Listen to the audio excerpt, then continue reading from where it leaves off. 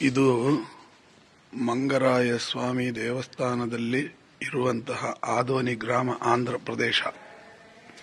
ಇಲ್ಲಿರುವಂತಹ ಅಶ್ವತ್ಥನಾರಾಯಣ ಕಟ್ಟೆ, ಅಶ್ವತ್ಥನಾರಾಯಣ ಹಾಗೂ ಬೇವಿನ ಮರದ ಕಟ್ಟೆ.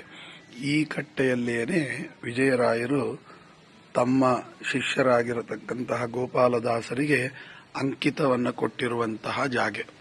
ಇಲ್ಲಿ ಶೇಷದೇವರ ಸನ್ನಿಧಾನ. ಹಾಗೇನೆ ನೀವು ನೋಡಿದರೆ ಈ ಕಟ್ಟೆಯಲ್ಲೇನೆ ವಿಜಯರಾಯರು ಕೂತ್ಕೊಂಡು ಗೋಪಾಲದಾಸರಿಗೆ ಗೋಪಾಲ ವಿಠಲ ಎಂಬುವಂತಹ ಅಂಕಿತವನ್ನು ಕೊಟ್ಟಿರುವಂತಹ ಜಾಗ. ಆದವಾನಿ ಕ್ಷೇತ್ರ ಮಂಗರಾಯನ ಗುಡಿ ಅಂತ ಕರೀತಾರೆ.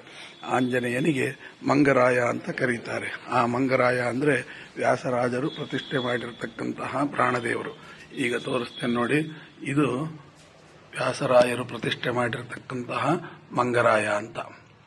ಈ ಮಂಗರಾಯನ ಸನ್ನಿಧಾನದಲ್ಲಿ ಇದೇ ಎದುರಿಗೆ, ಮಂಗರಾಯನ ಎದುರಿಗೆ ಇರತಕ್ಕಂತಹದ್ದೇ ಈ ಅಶ್ವತ್ಥ ಮರ.